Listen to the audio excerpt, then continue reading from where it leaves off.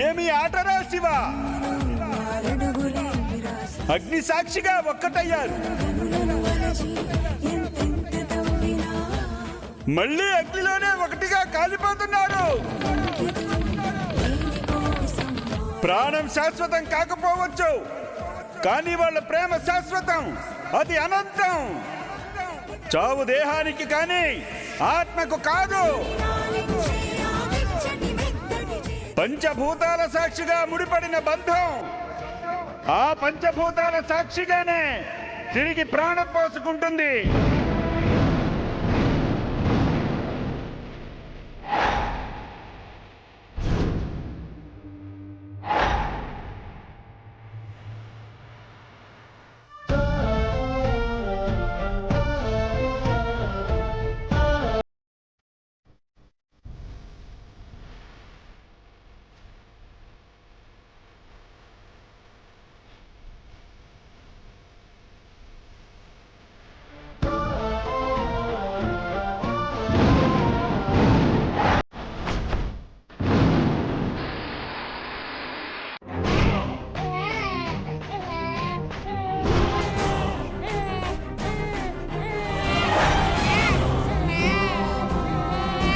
కొన్ని ప్రేమలు చరిత్రలో నిలిచిపోతాయి, కొన్ని ప్రేమలు చరిత్రని తిరగరాస్తాయి, కొన్ని ప్రేమలు చరిత్రనే సృష్టిస్తాయి. అను ఆర్యల ప్రేమ చరిత్రలో మిగిలిపోయేది కాదు, మన మనసుల్లో చెరగని ముద్ర వేసినది. అజరామరమైన ప్రేమకు లేదు అంతం. ఇదొక సరికొత్త ఆరంభం. అపరిచితుల్లా మొదలయ్యే పరిచయం, గత జన్మ సాక్షిగా ముడిపడే పరిణయం, అందంగా ఆరంభమవుతున్న అను ఆర్యల ప్రేమ ప్రయాణం. జన్మలు దాటి ఒక్కటైన వాళ్ల ప్రేమ అమరం. ఎన్ని జన్మలకైనా ఈ ప్రేమ ఎంతో మధురం. ఏమైంది సింధు? ఏముంది, వెయిట్ మిషన్ పనిచేయట్లేదు. మళ్ళీ మొదలైందా? సరే, నువ్వు దాని పని చూడు.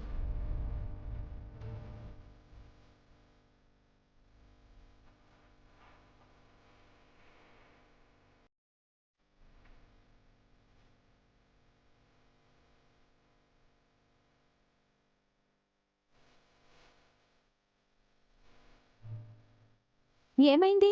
వెయిట్ మిషన్ పనిచేయడం లేదు. వెయిట్ మిషన్ పనిచేయట్లేదా? కొత్తది కొనమంటే కొనరు, మనల్ని అయితే తిడతారు.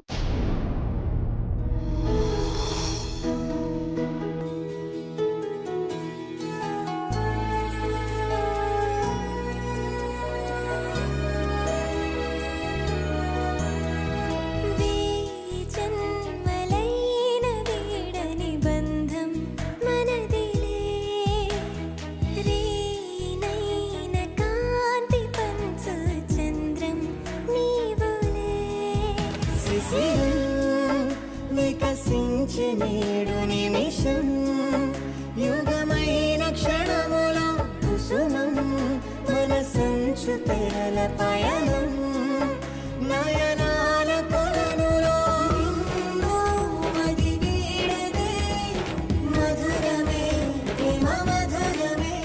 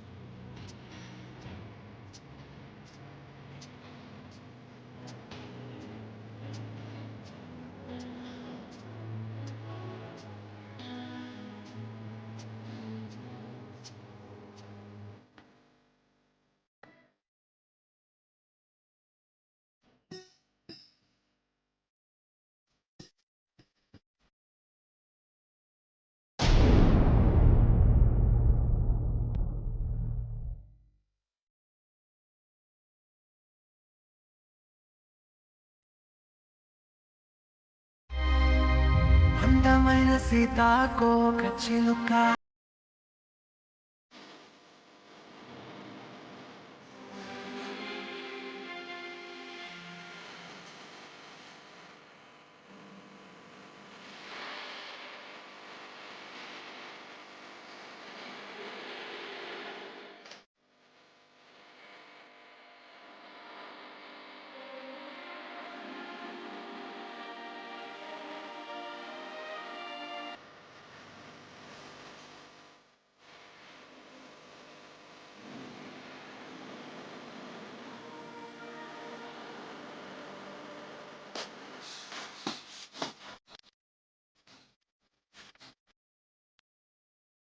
చెల్లెళ్ళే సర్వస్వం అనుకునే అనురాగంతో అను.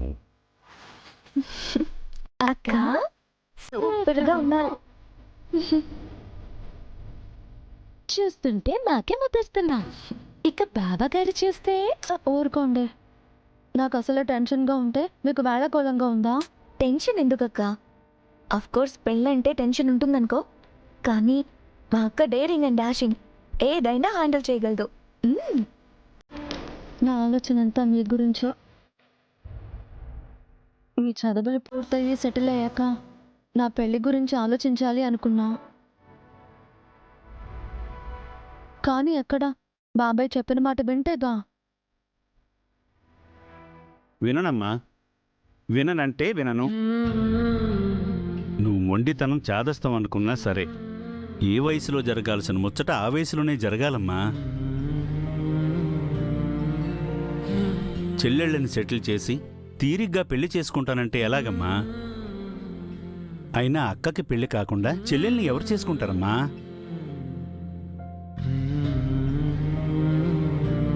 ఇలా చెప్పే నన్ను ఒప్పించారు. నువ్వు మాత్రం పెళ్లి తర్వాత కూడా నీ చెల్లెళ్ల బాధ్యత చూసుకోవచ్చని వాళ్ళకి మాటిచ్చే కదమ్మా ఈ పెళ్లికి ఒప్పుకుంది. అవును, మరి నా పాటకి నేను పెళ్లి చేసుకుని వెళ్ళిపోతే నా చెల్లెలని ఎవరు చూసుకుంటారు బాబాయ్? వాళ్ళకి నేను తప్ప ఇంకెవరున్నారు చెప్పు?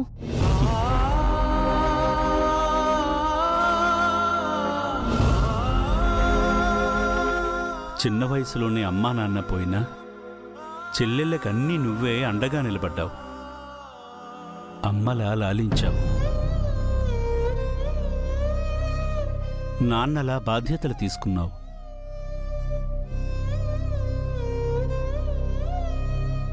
ఒక పక్క చదువుకుంటూనే ట్యూషన్లు చెప్తూ ఆ సంపాదనతోనే వీళ్ళని పోషించావు. ఇప్పుడు ఈవెంట్ ఆర్గనైజర్గా బిజినెస్ చేస్తూ ఒక స్థాయిలో నిలబడ్డావు. ఇంతకంటే ఇంకేం చేయాలమ్మా నువ్వు? కొన్ని ముఖ్యమైన బాధ్యతలున్నాయి బాబాయ్. వీళ్ళని బాగా చదివించాలి, మంచి కుటుంబంలో యోగ్యమైన అబ్బాయిలకిచ్చి పెళ్ళిళ్ళు చేయాలి. అప్పుడే నా బాధ్యత తీరినట్టు. తప్పకుండా నువ్వనుకున్నట్టే అన్నీ జరుగుతాయమ్మా. అన్నట్టు అసలు విషయం మర్చిపోయాను. అమ్మా సంధ్య, మీ బావగారికి పట్టుబట్టలు అందాయో లేదో కనుక్కో అమ్మా. అలాగే బాబాయ్. అమ్మా శ్రావణి, నువ్వు వెళ్ళి పెళ్లి కొడుకు తరపు వాళ్ళు టిఫిన్లు చేశారో లేదో కనుక్కో అమ్మా. సరే బాబాయ్.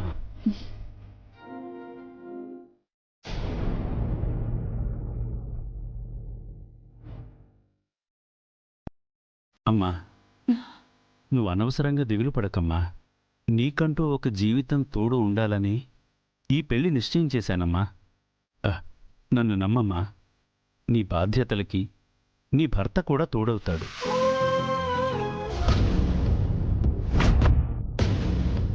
ఏంటి తోడయ్యేది?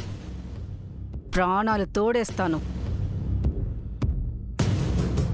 పెళ్లి తర్వాత కూడా నా చెల్లిళ్ళు, వాళ్ళ చదువులు, వాళ్ళ పెళ్ళిళ్ళు అని డబ్బులు తగిలేస్తానంటే నేనెందుకు ఒప్పుకుంటాన్రా? ఆ కండిషన్ ఒప్పుకుంటేనే కదమ్మా ఆ అమ్మాయి ఓకే చెప్పింది. పెళ్లికి ముందు 1,00,000 చెప్తాం, అన్నీ చేసేస్తామా ఏంటి? నేనేం దాని అందాన్ని చూసి మురిసిపోయి నీ కట్టబెట్టట్లేదు.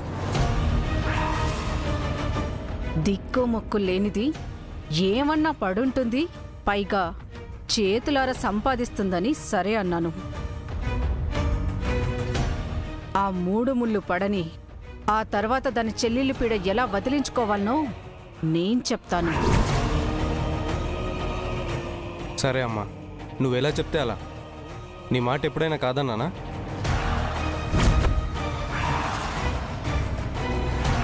నువ్వు నా బంగారు కొండరా. ఉండు, దిష్టి తీస్తా.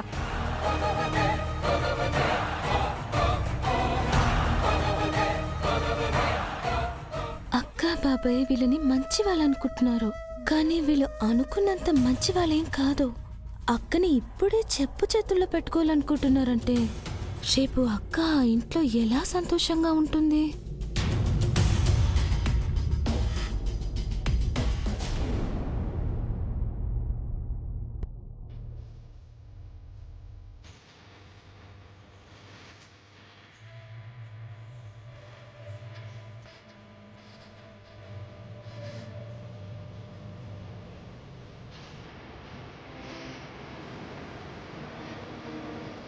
సంధ్య సంధ్య సంధ్య సంధ్య పంతులు గారు తలంబ్రాల బియ్యం అడుగుతున్నారు. ఎక్కడున్నాయి?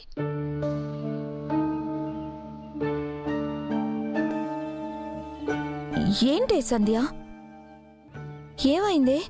ఎందుకు అలా డల్గా ఉన్నావు? బావ వాళ్ళ ఫ్యామిలీ అంత మంచిది కాదనిపిస్తుంది. ఏమంటున్నావే సంధ్య? అవునే, అక్క ఆ ఇంట్లో సంతోషంగా ఉండదు.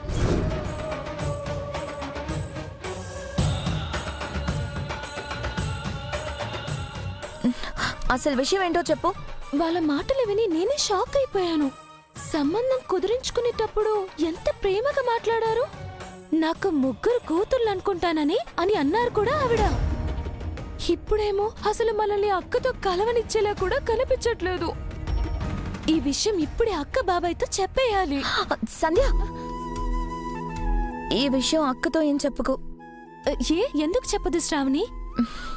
ఇప్పటికే అక్క మన కోసం చాలా చేసింది. ఈ పెళ్లి ద్వారా అక్కకు ఒక కొత్త జీవితం ఏర్పడుతుంది. దాన్ని చెడగొట్టకూడదు.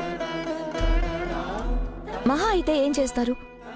మనల్ని అక్కకి దూరం చేస్తారు, అంతే కదా. కానీ అక్క బాగుంటుంది కదా. తన సంతోషం కోసం మనం దూరం అయినా పర్వాలేదు. కానీ అక్కడ అక్కకి గౌరవం, ప్రేమ అన్ని దక్కాలి కదా. బానిసగా సంపాదించే ఒక యంత్రంలో చూస్తారని భయంగా ఉంది. పెళ్ళయ్యాక ఏ ఆడదాని బ్రతుకైనా బానిసే కదా. అయినా అక్క మరి అంత పిరికిదేం కాదు. ఆత్మగౌరవం ఎక్కువ కాబట్టి తనకెలా నడుచుకోవాలో తెలుసులేవే.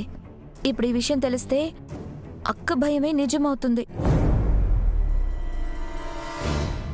మళ్ళీ పెళ్లి చేసుకోమన్నా చేసుకోదు. ఎవరిని నమ్మదు. అందుకే కామ్గా ఉండు, సరేనా? నువ్వు ఇలా డల్గా ఉంటే అక్క కనిపెట్టేస్తుంది. జాగ్రత్త. ఏంటో శ్రావణి, సీత లాంటి అక్కకి రాముడే భర్తగా రావాలి. అక్కని ప్రాణంగా ప్రేమించాలి. తనకి కష్టంలో సుఖంలో తోడుగా ఉండాలి. బాధని సంతోషాన్ని పంచుకోవాలి. అక్క కోసం లోకాన్నేంటి ఆ విధినే ఎదిరించేవాడు రావాలి. సీత ప్రేమ రాముడికే కదా దక్కాలి.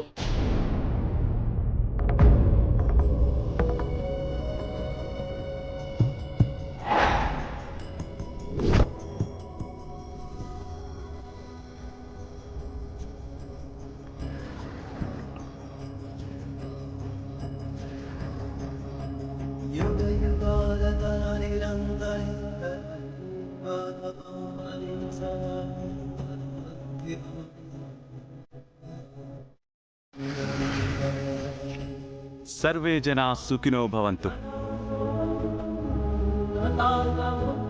అందరూ బాగుండాలి, అందులో మనం ఉండాలి. హలో భగవాన్, మన బిజినెస్లో ఎప్పుడు లాభాలు తప్ప నష్టాలు ఉండకుండా చూసుకోవాల్సిన బాధ్యత నీది. బిజినెస్ అన్నాక లాభ నష్టాలుంటాయని తెలుసు. సరే, కొంచెం అట్టిటైనా అడ్జస్ట్ చేసుకుంటాను.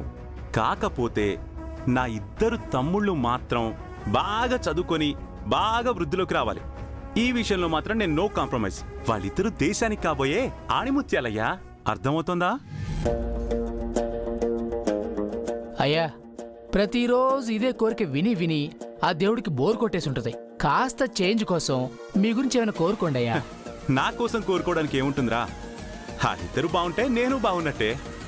అయినా నాకు వాళ్ళిద్దరు తప్ప ఇంకెవరున్నారా? అరే మీకెన్నిసార్లు చెప్పాను నా కాళ్ళకు మొక్కొద్దని? లేవండి లేవండి లేవండి. తమ్ముళ్ళే జీవితం అనుకునే ఆత్మీయ భావంతో ఆర్య. నువ్వు రోజూ నీ దేవుడికి మొక్కుకున్నట్టే మరి మేము మా దేవుడికి మొక్కాలి కదా అన్నయ్య. మాకు అమ్మా నాన్న గురువు దైవం అన్నీ నువ్వే కదన్నయ్య. మాకు నీ ఆశీర్వాదం ఉంటే చాలు, మాకింకేమీ అవసరం లేదు.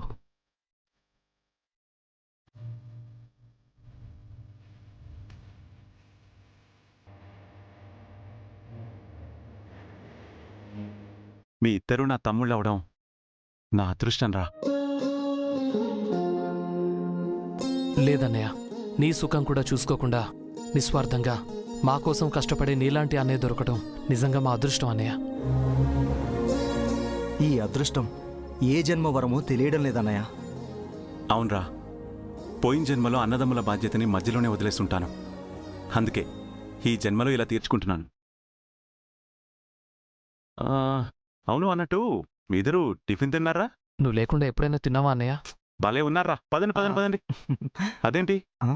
వ్యాన్ ఇంకా ఇక్కడే ఉంది? రామ్నగర్ గుడిలో పెళ్ళుంది, సామాన్లు అన్లోడ్ చేయాలని చెప్పాను కదా. డ్రైవర్ సీన్ గారు రాలేదా? రాలేదన్నా, వాడైతే ఫోన్ కూడా ఎత్తలా. అవునా? అయితే ఓ పంచే, నువ్వు తీసుకుపో. ఇది మరీ బాగుంది. చిక్కడపల్లి వెళ్ళమని మీరేగా చెప్పారు. ఓ అవును కదూ. కంగారు పడకన్నయ్య, మేమెళ్తాంలే. రే వద్దురా. మిమ్మల్ని ఇద్దరిని నేను ఇలా కష్టపడి చదివిస్తుంది మీరు స్టీరింగ్ పట్టుకుని తిప్పడానికి కాదు, పెద్ద పెద్ద చదువులు చదివి గొప్ప గొప్ప ఉద్యోగాలు చేయాలని. రేయ్, ఇలాంటి ఆలోచనలు కల్లో కూడా రానివ్వకండి. మీకు తెలుసు కదా నా లక్ష్యం, నా కోరిక.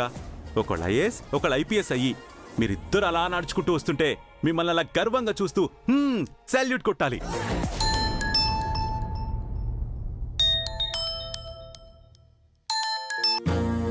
హలో, అవునా? ఎప్పుడు? ఏమైంది? సరే వస్తున్నాం.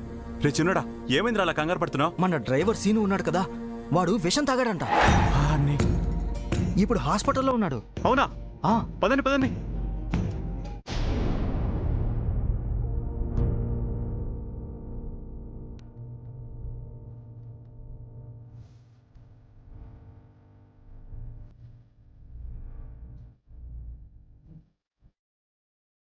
ఏంటమ్మా కోడలా, రెడీ అయిపోయావా? అవునత్తయ్య. రెడీ అయ్యాక ఈ చీర బావుందా, ఈ నగలు చాలా, ఇంకా వేసుకోవాలా అని నన్నడగాలి కదమ్మా.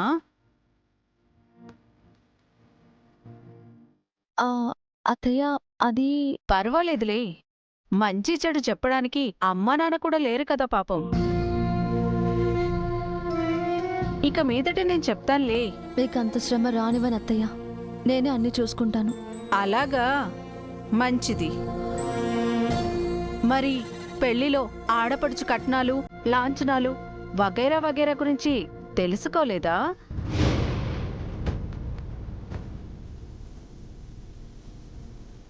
తెలిసినా ఇవ్వాలని లేదా? లాంఛనాలా? అబ్బే, అవన్నీ తనకేం తెలుసమ్మా. చిన్నపిల్ల, పెళ్ళయ్యేలోపు అన్నీ అమరుతాయమ్మా. మీరు వెళ్ళండమ్మా.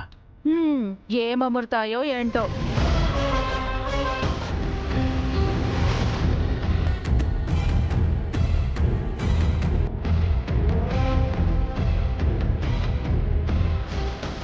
మా స్థాయిని తగ్గించుకొని మరి, పాపం కదా అని జాలిపడి మరి ఈ సంబంధాన్ని ఒప్పుకున్నాం.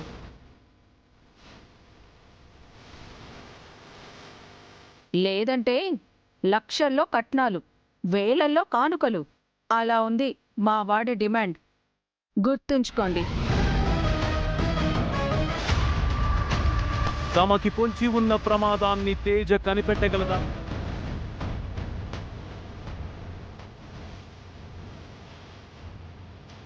బాబాయ్, వాళ్ళకి కట్నం ఇస్తానని ఒప్పుకున్నావా? కట్నం అంటే అమ్మా, ఏవో లాంఛనాలు అవి ఉంటాయి కదమ్మా.